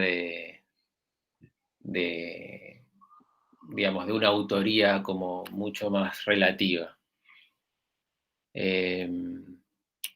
Y ahí sí me parece que está bueno y que inclusive me parece que en relación a la música, digo, pensando en el trabajo que estamos haciendo, tiene como mucha relación con la arquitectura. La música es como, tiene esta cosa casi de automimética. Yo pensaba cuando hablabas, cuando justo trajiste el ejemplo de Creep, una cosa que a mí me llamó siempre mucho la atención, la armonización, una anécdota, la armonización de Creep es exactamente igual que la armonización de Space Oddity. No sé si alguien sabe de música. No sé, la tengo que analizar, no sé si estoy tan de acuerdo. ¿Quién habló? Yo. ¿Quién? ¿Quién es? Negro. Pero no viste el estudio. La autoría teórica. Bueno, yo toco el piano, es exactamente igual. Es sol, si, do menor. Probalo. Voy a ver. Digamos. Te voy a probar cuando termine la clase. Ese cruce no lo tenía. Si querés ahora en el intervalo te lo toco, ¿eh? Sabes que me gusta mucho esa cosa. No se peleen, chicos, por favor. No, todo lo contrario. Ahora quiero tocarlo, quiero probar. Deberían probarlo en La vivo. guerra de videos, ya. El público pide esto. Ahora me grabo y te lo muestro. Hacer un mashup de Bowie con Radiohead. Sí, funciona perfecto. Felipe va de árbitro, ¿eh? Felipe Farías va de Yo árbitro. tengo batería acá. No, pero Vamos, vamos. Funciona perfecto. Igual usted hablar de plagio, no sé si vieron. No, pero Ah. déjame terminar el concepto. Sí. Hay infinidad de canciones con la misma armonía, pero que son distintas. Porque cambia una pequeña cosa en la rítmica. Eso es lo hermoso. Y en la arquitectura pasa lo mismo, digamos. La arquitectura tiene esta cosa casi automimética de que todo se parece, tiene como toda una mismo carácter. Entonces, por momentos sí, casi que el concepto de autoría por momentos se desvanece. No, pero es muy loco cómo entra el derecho, lo jurídico. Ahora no recuerdo cuántos compases. O sea, todo el estudio sobre los plagios es una locura. Porque hay que estudiar no sé cuántos compases y que no solamente esté en la misma nota, el intervalo. Todo es como un delirio, no tiene ningún sentido. Pero bueno, es como que pasan las cosas igual. Bueno, George Harrison perdió un juicio por plagio, o sea, es como interesante. No tiene un sentido igual, ¿eh? O sea, es por una protección, en realidad es una protección a los más, es como una mezcla entre, por un lado, los más pequeños y por otro para que los más grandes puedan cobrar. O sea, Sí, obvio que hay algo de eso atrás, pero podría ser como de otra logia, no sé, mucho más más colaborativa, qué sé yo. Como que, porque ¿qué es lo que pasa? Lo mismo, bueno, en ese juicio que perdió Harrison en los 70, un tema, My Sweet Lord, que es súper conocido, que era una banda de chiffons, de música más tipo soul de los 50, 60.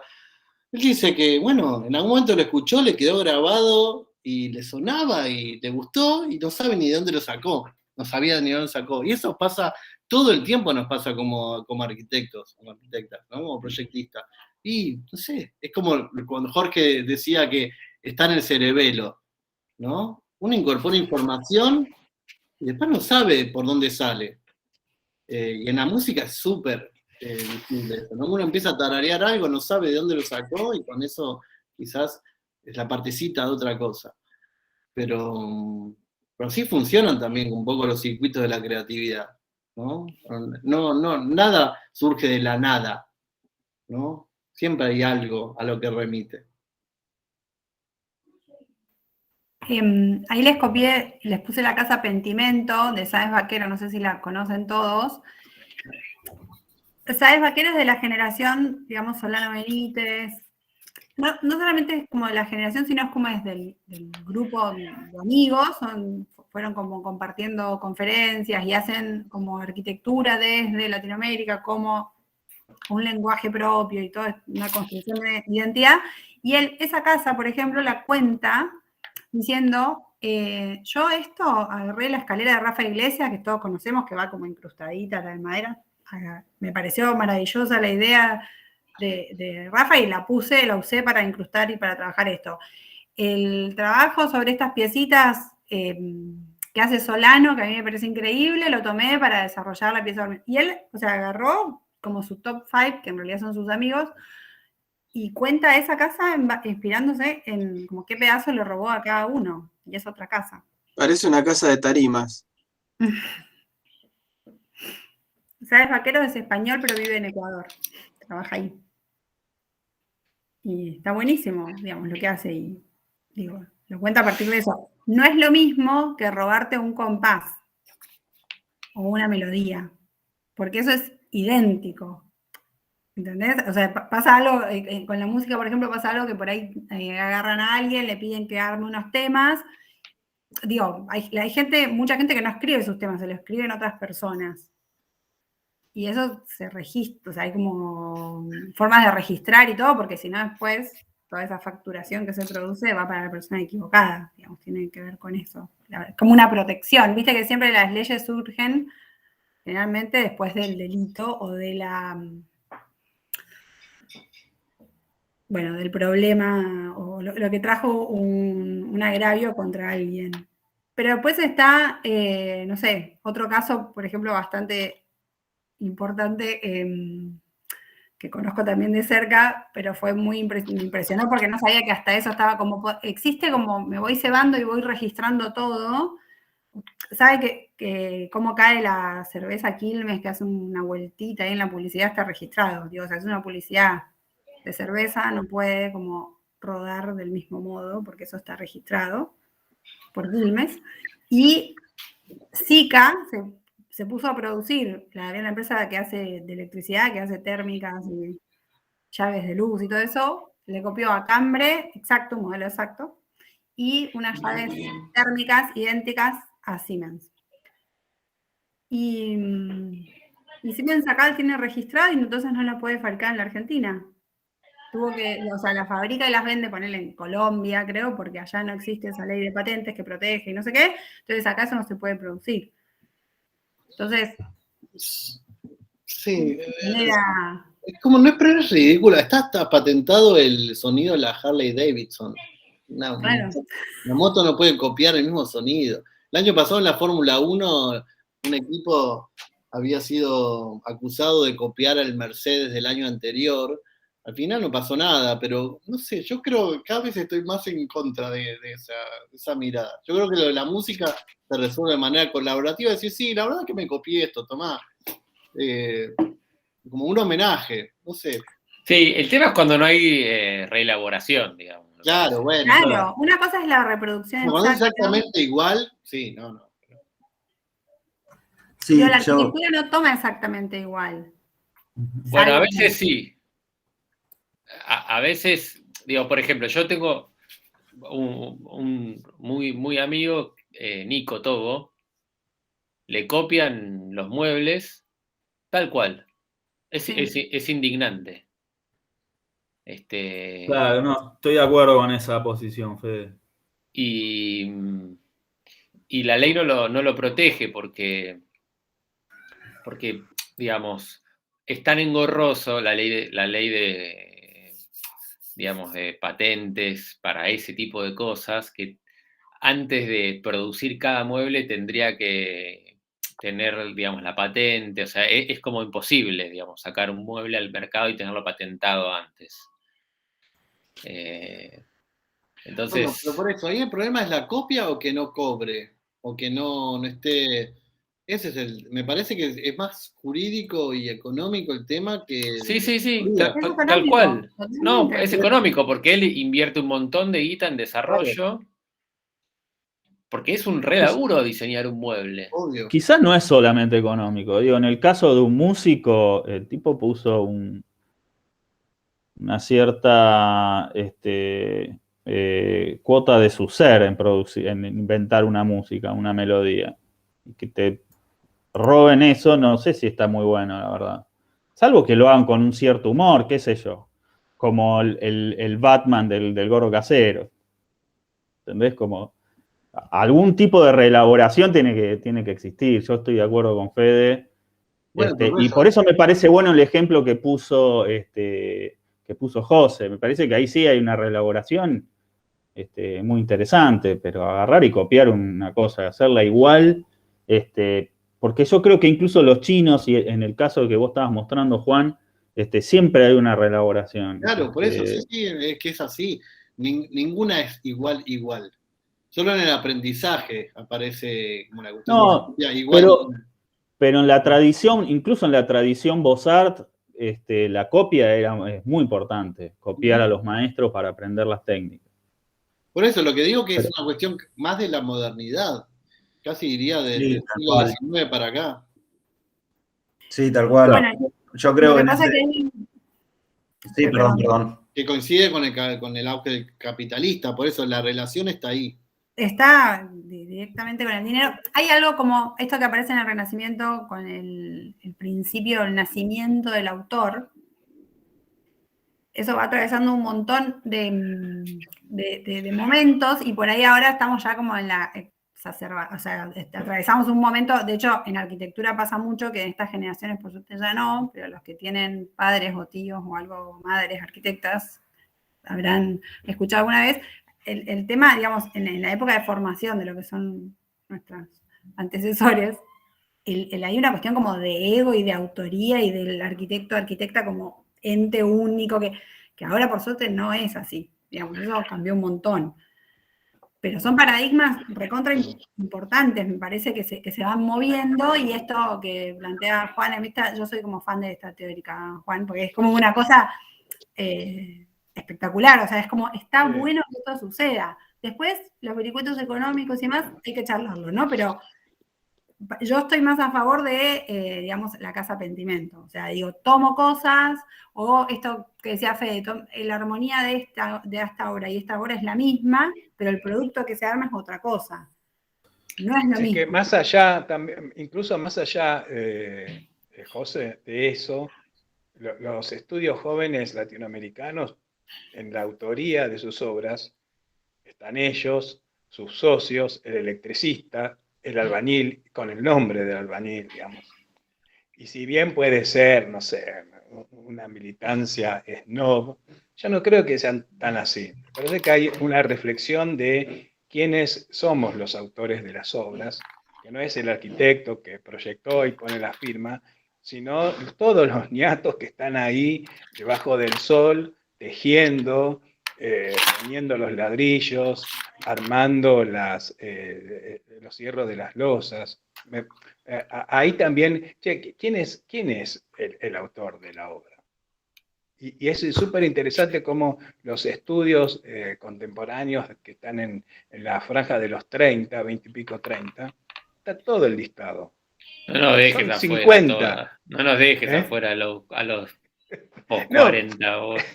Bueno, son los que en la investigación estuvimos viendo. Robert, por favor, subí a ver hasta 45, que nosotros entramos también. Por favor. Bueno, hasta 50, hasta 51. Y otra cosa interesante me parece que es esto que trae Juan, es lo del ser y como el discurrir. Eso es súper interesante también, y se ve en la obra de Byung-Chul Han, ganador del Pritzker. Se me trabó con el arquitecto chino, Wang Shu. Su estudio se llama estudio amateur. Porque en realidad, y ahí hay un tema con la construcción del conocimiento, como que es permanente, digamos. No podemos ser profesionales, digamos, porque todo el tiempo, profesionales entendiendo, no referido al buen hacer, sino a que el conocimiento se está construyendo permanentemente y cambia, digamos, está mutando, nunca llegas al conocimiento. Todo el tiempo se está transformando. Y eso es muy patente en Oriente. Que no estás todo el tiempo en transformación. No hay un fin y no hay un principio tampoco. Por eso la muerte tiene un significado muy, muy distinto en Oriente. Y todo esto venía a cuento precisamente de la obra de Shuk Hui y del nombre así tan provocador de su estudio. No sé, al menos cuando él ganó el Pritzker en el 2012 era el nombre que él utilizaba para su estudio. No sé si ahora seguirá con el mismo nombre, con el mismo pensamiento, pero es muy interesante eso también, más allá del original y la copia, la diferencia entre el ser y el transcurrir de nosotros y de todo, ¿no? del cambio como permanencia. Sí, Bueno, había un alumno que estaba por hablar. Facundo quería decir algo antes y no lo dejamos hablar. Eso, sí. Y es alumno. Por favor. Que dejen hablar a los alumnos. Alumnos. cállate. No pasa nada, escucho. Sí, no me acuerdo en qué momento lo iba a contar igual. Que estaban. Sí, lo del copyright era, pero ya es como que ya pasó, sigan hablando de lo que. No te reprimas, no importa No que... pasa nada si el tema está superado. Ok. Vos seguís hablando. Ok. Sí, como que veía que esta cuestión que decían como del copyright, como que está como intrínseca así en cuestiones de la modernidad, como en un punto del desarrollo, como, o sea, si los procesos, por ejemplo, en Latinoamérica que terminan, por ejemplo, afectando al copyright, terminan siendo malísimos o en ese sentido de, no sé, o sea, toda la producción de copyright que termina teniendo, por ejemplo, Inglaterra o Estados Unidos a nivel de música o con sus instrumentos o con sus pedales o con sus cosas, o terminan dejando por ejemplo, a Latinoamérica en ese sentido y con todo, ¿no? Como también, no sé, ahora las vacunas, ¿no? Que tenían patentes. Que decimos, bueno, sí, valoramos el derecho de autor en un punto, pero si se está muriendo gente, hay algo que importa. O sea, como con esta cuestión del desarrollo, ¿no? Como... Sí, pero las vacunas se hicieron colectivamente, fue algo que no pasó nunca, que se subió toda la información para que todos los científicos puedan avanzar en simultáneo. Claro, pero una vez que ya la sacaban, ya tenían las patentes. Igual eso es un arreglo raro que está como en revisión porque casi en realidad todas las vacunas tienen entre el 90 y el 95% de financiación estatal para desarrollarse. O sea, que tenga la patente un laboratorio es algo que no se termina de entender. Seguramente está vinculado a la geopolítica, es más fácil decir que un laboratorio no quiere dar la licencia que el Estado. Che, ¿nosotros tenemos financiamiento estatal también? ¿Cómo? ¿Nosotros no tenemos financiamiento estatal también en todo lo que hacemos? Todo lo que hacemos. Sí, Esto que estamos haciendo ahora, por ejemplo. Un poco menor. Un poco más chico, digamos. Creo que la vacuna esta, que le pusieron el nombre de una investigadora, creo que tuvo, no sé, $1 billón contra 1.000 millones que le dieron a Moderna para desarrollar la vacuna. Yo creo que hay que poder diferenciar, ¿no? Un músico que se propone la originalidad. Por supuesto que nada viene de la nada, y que los principios del Tao, si lo quieren, dominan al mundo más allá de que a los occidentales nos guste o no, y más allá de que a los orientales los configura como cultura.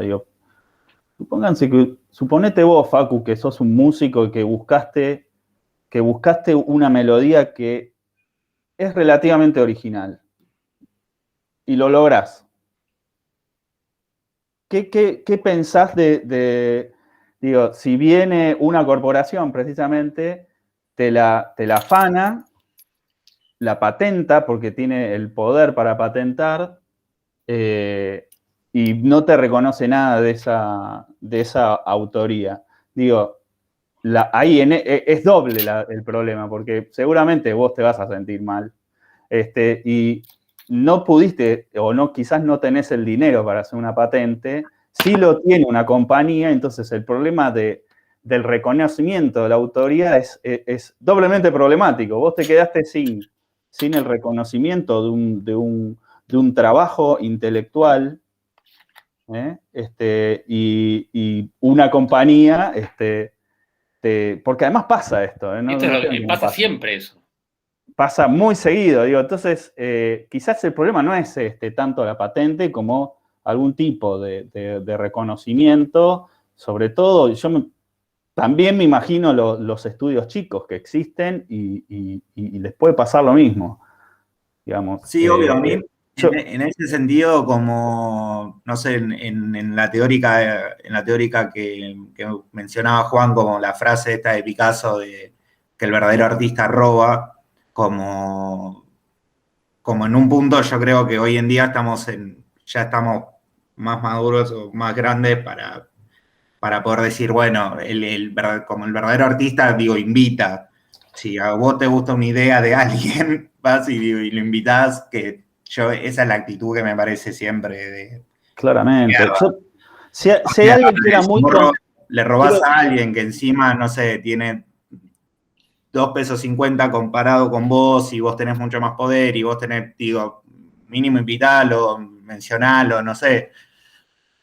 En ese sentido, Jorge era un tipo muy contradictorio, porque Sarkis, porque proponía, propiciaba el robo, pero a él no le gustaba que lo roben. Entonces se encontró, me acuerdo que charlamos de esta cuestión con él. Nosotros nos reuníamos en la casa de Jorge, en el living, digamos, unas charlas que a veces eran muy amenas y a veces eran como casi a las piñas, digamos, más que charlas de unas luchas pugilísticas, en términos conceptuales, digo, intelectuales. Y él nos dijo, yo creo que está bien robar, pero hay que citar. Hay que citar y hay que invitar, como vos estás diciendo, Facu. Digo, vos sos el pintor famoso, supongamos, Andy Warhol. Y tenés ganas de robarle a Basquiat, que es un pobre chabón que está empezando, y lo invita a The Factory y lo invita a pintar con él. Y lo sube al ring, se pelean, discuten, y comparten un trabajo. A mí me parece que ese es el trato o el mejor arreglo que puede llegar un creativo, perdón que utilizo ese término que no me gusta, pero un creativo o un artista, un inventor, digamos. Es difícil eso, es difícil. Pero me parece que no está bueno, por lo menos, tampoco me voy a mentir, digo, yo no soy chino, loco, ¿entendés? Si me vas a afanar algo, citame, porque si no te cago a trompadas, ¿entendés? Así de simple. Perdón, pero para mí se mezclan dos cosas, porque yo creo que la teórica o este concepto que agarra Juan, que a mí me gusta sobre todo el espíritu que tiene, decir, cuando se transforma en obra, ¿no? Y está la discusión sobre qué es la obra, si es individual, si es colectiva, si es algo que es estanco, si es el movimiento, o sea, está la discusión sobre la obra en sí, que yo más bien, o sea, a mí sensiblemente, como que me siento más identificada, como que una vez que uno lo pone lo hace material, más vale que sea de todos, ¿no? Y que cada uno haga con eso lo que quiera. Digo, ese es un plano. Yo me identifico más con eso. Pero después cuando, o sea, lo que creo que se está mezclando es cuando entra el mercado o cuando entra obviamente, el que tiene más recursos para que esa obra, o el que tiene recursos para que eso material, o las patentes, o lo legal, o las leyes del mercado que son súper injustas, porque no creo que todo el mundo tenga las mismas posibilidades de desarrollar esa obra, porque depende incluso hasta las herramientas que vos tenés para desarrollar tu arte. Ahí como que, yo por lo menos creo que lo mejor es separar esos dos planos, porque si no, creo que nos condiciona pensar solo en, bueno, es mi creatividad, como que me parece que lo que está bueno romper, o lo que a mí me gusta romper, es eso de que lo que uno hace es individual y que la reivindicación es individual y más bien me parece que está bueno que lo que uno hace aporte al colectivo y qué sé yo, no sé. Eso. Sí, yo coincido. Igual creo que el concepto de Shansai interesante es que es robarle a Mercedes, a Apple, no sé, Adidas, ¿no? No ir robarle al microemprendedor, es robarle a una multinacional. Parece que ahí es interesante lo subversivo que tiene el concepto de bonsai o de fake. Que aparte lo relabora y quizás hace algo mejor, porque rompe con el tema de la exclusividad. No recuerdo cuando, no sé si fue Lacoste o Nike, ¿te acuerdan de los guachiturros? Que, claro, los pibes salían con la ropa, con las vías de la ensalada, y claro, las empresas empezaron como las originales, les pidieron que no siguieran usando esa ropa porque deslegitimaba su marca, ¿no? Me parece que eso es lo interesante. Sí, estaban bajando las ventas. En Argentina Claro. estaban bajando las ventas, por eso se pudrió. Claro, qué lindo, todo. muy lindo. Lo que es muy loco también es como, siendo la propiedad intelectual algo que está hecho para defender la autoría de una obra, es algo transferible, ¿no? Como que uno puede heredar los derechos de propiedad intelectual, tipo, pienso como en María Kodama haciéndole juicio a Pablo Kachachian por el Aleph engordado. Es una ridícula María Kodama. Sí. Sí, no, por supuesto que eso es una estupidez. Sí, total. Monárquico. La cuestión es respetar el trabajo de un artista. Es respetar el trabajo de un artista. Tengo mis... Y el tema es cómo se respeta. Y bueno, dura 70 años. Reproduciendo eso. Que eso dura solo 70 años. Después ya es libre. Claro, no, está bien. Para mí no está tan mal igual, chicos. O sea, lo que invierte un escritor, un músico, el tiempo que lleva, lo poco rentable que es eso, que de pronto dure un tiempo más, no me parece tan mal. No me parece tan mal. Pero después de 70 años ya pasa a ser propiedad intelectual del universo. Ya está.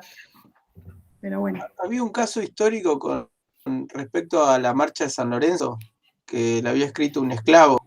Y no lo estoy hablando muy por arriba, pero la marcha de San Lorenzo la había escrito una persona humilde en la localidad de Rosario y se la habían afanado y terminó siendo un himno militar en todo el mundo y nunca se reconoció la autoría de... Sí, en Venado Tuerto. En Venado Tuerto, sí. Sí, leí la historia. Y bueno, ahí sí está bien porque defendería al más débil. Claro. Y no sería una corporación como Mercedes-Benz. Sí, es como que hay puntos y puntos. Pero claro, por ejemplo, justamente en realidad para traerlo al tema que nos convoca a nosotros, justamente esto habla de el espíritu del tiempo en el que nosotros estamos, ¿no? O sea, y que en el mismo 2021, de este lado del charco es una cosa y del otro lado es otra, y lo podemos comparar con 60 años atrás o con 100 años atrás, y hay cosas que encajan o no encajan, ¿no? Esto de la autoría es, dentro de todo, del copyright sobre todo, no es tan antiguo. Entonces, no, bueno, pongo una historia vieja, pero como si pasaría ahora, porque en definitiva eso existe de hace un montón. El copyleft es un interesante concepto, digamos, y tenés ejemplos con el blog, con distintas plataformas, pero bueno, ahí en el copyleft de todas maneras se reconoce la autoría. En general todos los teóricos del copyleft eso lo dejan a salvo, digamos. Es libre, lo puedes usar, pedime permiso, lo puedes usar, no me tenés que pagar nada, pero me tenés que avisar. Ustedes no sé si conocen las reglas del copyleft, sí. No es que no tienen reglas. ¿Entiende? Es más, en general, los primeros copyleft fueron de teóricos totalmente anarquistas, pero el anarquismo no es cualquier cosa. El anarquismo es Tao, es el Tao. Eso es el anarquismo, el verdadero anarquismo. Tao, ustedes no sé si conocen o leyeron el Tao Te Ching. Sí. Es la base de es una de las bases de la filosofía llamémosla así, China, y la otra es el confucianismo. El Tao es tanto más antiguo. Está el Tao Te Ching, y el otro libro que refiere al Tao Te Ching es el I Ching, que es el libro de las mutaciones, el que habló Juan. Pero no es cualquier cosa, ¿se entiende? Hay un respeto, hay un... la originalidad, la búsqueda de la originalidad es un gran trabajo. No cualquiera puede hacer eso, solamente el que quiere. O sea, lo puede hacer cualquiera, siempre y cuando se quiera tomar el trabajo de hacerlo. Entonces, ir contra ese trabajo, y bueno, no sé, por lo general los tipos que se proponen ser originales, y se les va gran parte de la vida en eso, y no son tipos muy exitosos en términos de lo que significa ser exitoso hoy. O sea, no son los creativos son tipos muy exitosos, precisamente. Los creativos son, por lo menos los mercados, porque no es que hay uno, los mercados de este tardo capitalismo se apropian del concepto del creativo y hacen del creativo un tipo de personaje como muy estratega en términos de marketing. Eso es el creativo. Bueno, el tipo que es original en una música, se toman un trabajo, y estoy hablando de la música por no hablar de la arquitectura, el diseño o el arte, digamos. Se toman un trabajo en esa originalidad, que no sale de la nada. Hay referencias, hay assemblage, hay collage, hay estructuras collage como las que proponemos. Bueno, pero por eso, a ver, un poco perdón, lo que a mí me interesa de esta charla tiene que ver con romper eso, porque por eso ponía, bueno, cité a Harrison, pero como personales, o sea, originales como los Beatles, o como Radiohead, o como Cerati, y los tipos copiaban igual que cualquier otro. Está bien, pero hacían una reelaboración, como decía Fede. Pero la búsqueda de la originalidad, y por eso el concepto un poco de Foucault, que dice que no le interesa la búsqueda del origen, no sé si es un camino viable. No sé, hacer lo que te sale, que vos pretendés que sea innovador, pero la búsqueda de originalidad en sí misma, como la búsqueda de originalidad es como súper metafísica, ¿no? En algún punto. Pero guarda que el Tao que vos ponés de ejemplo también es metafísico. Es más, es por eso que pegó tan hondo, sobre todo en los alemanes. Los que llevan el Tao y el I Ching y lo traducen a los idiomas occidentales, en Occidente son los alemanes, que no hay pueblo más metafísico y contradiciéndose, queriendo no ser metafísicos, como dice el amigo que le gusta a Fede, y que a mí me parece bastante bueno también, Timothy Morton, terminan siendo metafísicos también, los que no quieren ser metafísicos. Entonces, no sé, seamos nosotros mismos, digo, qué sé yo. No sé. Sí, obvio. No se trata de no andar, digo, no llegamos al extremo de la copia, el querer ser chinos ahora, porque hasta hace unos años queríamos ser norteamericanos. Antes queríamos ser franceses y ahora queremos ser coreanos, no sé. Seamos lo que tengamos que ser, que será una mezcla de todo eso. Obvio. Pero hablemos de epistemologías. Obvio, somos todos. Hablemos de una epistemología argentina alguna vez, qué sé yo. Ya sé, llegamos tarde, porque ya no ser original no significa nada en este mundo y tener una identidad menos. Entonces, ¿para qué vamos a hablar de identidad argentina en términos de las epistemologías y la filosofía? Todavía la estamos esperando, no sé cuándo van a empezarse a... Estaría bueno que sea un poco más original los filósofos argentinos. Porque... Perdón. Tiré la pálida, boludo. Sí, igual no es grave, ya los términos original como algo como digo, original en el término en que lo plantea Juan Pablo tiene que ver con que no se hizo antes, que es digamos que corresponde a tiene un autor y todo, pero no necesariamente tiene que ser revelador ni maravilloso ni nada, digamos, puede ser algo claramente. Claro. Es de una persona que la escribió y es un original de esa persona y no necesariamente revoluciona la música, digamos. Sí, en ese Son sentido, tradiciones.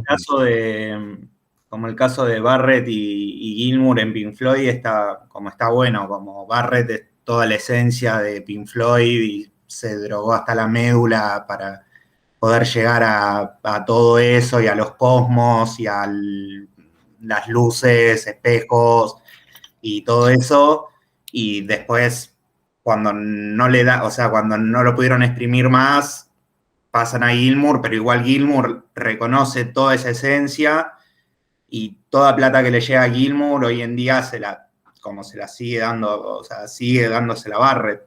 O sea, no toda, ¿no? Pero un porcentaje. Y Gilmour es como, en ese sentido, el tipo como prolijo, como por excelencia, como no es un reventado en ese sentido. Entonces es como que hay un complemento, como Pink Floyd terminó siendo como esa esencia de un tipo súper enroscado con una prolijidad tremenda que después agarró Gilmour. Y que Gilmour la reconoce, como me parece que es eso más que nada, o sea, el tema del copyright como cuestión de desarrollo y decir, bueno, a mí se me ocurre primero, como no sé, bien las colonizaciones ocurrieron también con esos copyright y ya, o sea, había leyes de patentes cuando, digo, en determinadas colonias y todo, o sea, todo ese quilombo en un punto. Y otra cosa para mí es ser buena persona, como decir, bueno, che, te estoy agarrando algo tuyo, mínimo, no sé, te lo digo, te tiro unos mangos, como... Chicos, hacemos un descanso de un ratito, ¿les parece? Porque tenemos que llegar hasta... ¿Qué hora es? Son 9:30, no sé. Yo recibí una email hablando de grupo, algo así. Va a hablar de eso después, ¿no? ¿Cómo? Sí. Nos vamos a dividir en 3 grupos. Cada grupo recibió un mail con el link al Meet donde se van a unir y el link del Jamboard donde van a compartir. Así Okay, pero seguimos acá, ¿no? Ahora, del intervalo, sí. Sí, yo diría que sí, ¿no? Ok. Como Sí, quieran. sí, No, sí. yo porque recibí el email iba a preguntar si corto iba al otro o si sigo acá. No corten ni se vayan porque, o sea, volvemos después del descanso y ahí nos dividimos, nos aseguramos que todos estén ubicados en los grupos, que no tengan problemas tecnológicos y demás. Ok. Y sí, porque si no, bien. Después nos desaparecen así, algunos se perdió, no puede preguntarse. Por eso, volvemos en 15. Dale, 10 menos cuarto.